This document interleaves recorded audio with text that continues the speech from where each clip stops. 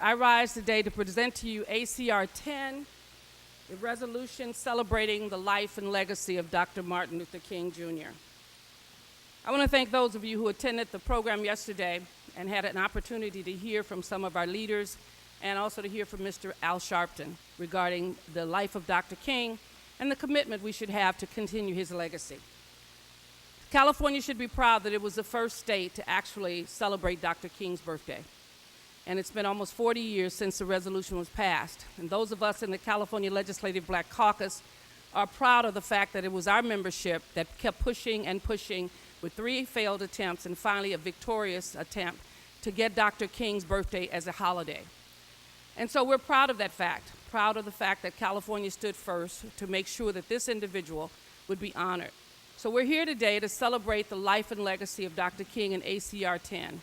And you read the resolution and you get some of the information about it, but most of you have heard so much about Dr. King, his beginning of his life, being a minister, wanting to simply do his work as a pastor of a church, being basically conscripted into the battle for civil rights as a result of the work of, or the efforts of those in Birmingham to make a difference.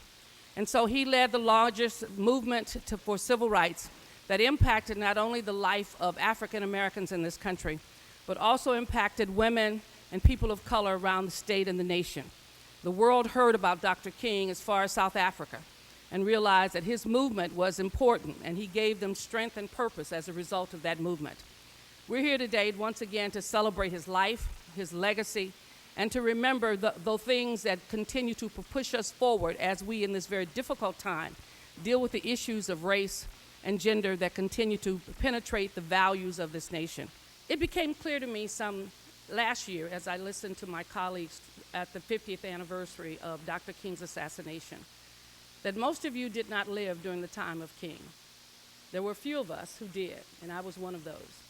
And so most of your knowledge and feelings about King are really from a book, from a movie, from some stories that people told you.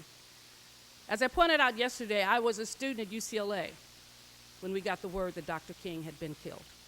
It was unbelievable that a man of peace could be taken away in such a violent act. And it left us all wondering about the future of this country. We all felt betrayed.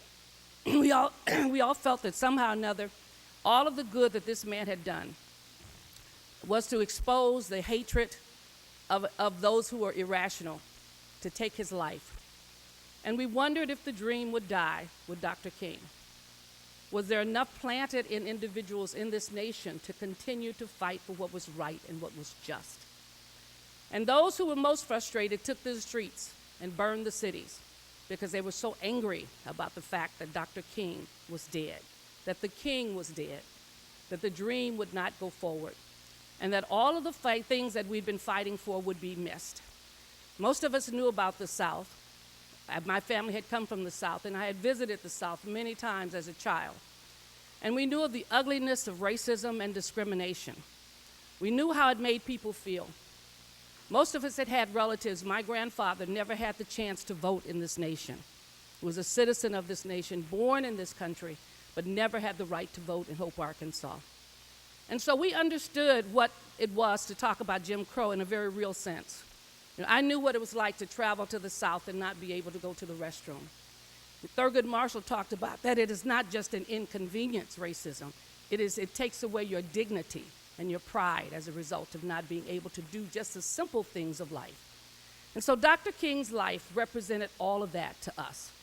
And so here we stood at UCLA and around the nation, young people, wondering what was going to happen.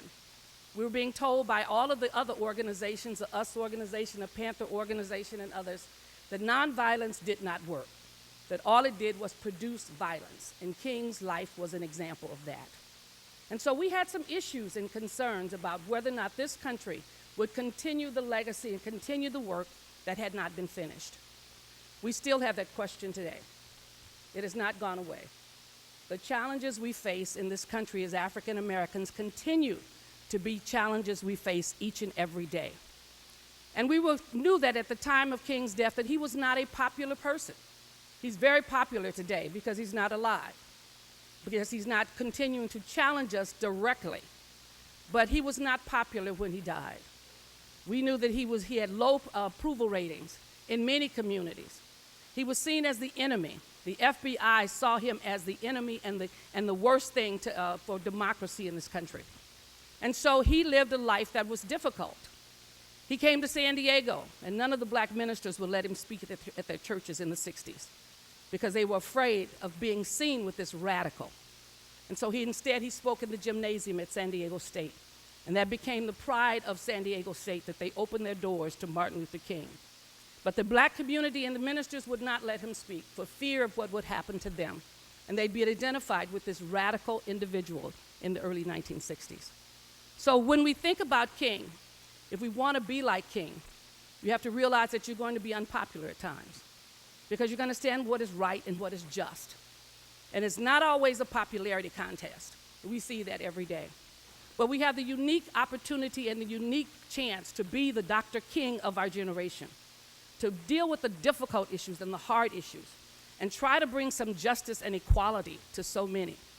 We often stand on this floor with difficult bills dealing with social justice issues. And I have to remind myself that this country just last year made lynching illegal in this country. Unbelievable. After years and years of torture and lynching, we finally passed a bill in Washington to make lynching illegal. That is a form of terrorism that continues to exist. We also have to make other forms of killing illegal in this country. Our speaker yesterday talked about Stephon Clark, which continues the legacy of difficult relationships with police officers or people of authority in African American and Latino communities. Those are not easy issues, they're difficult issues.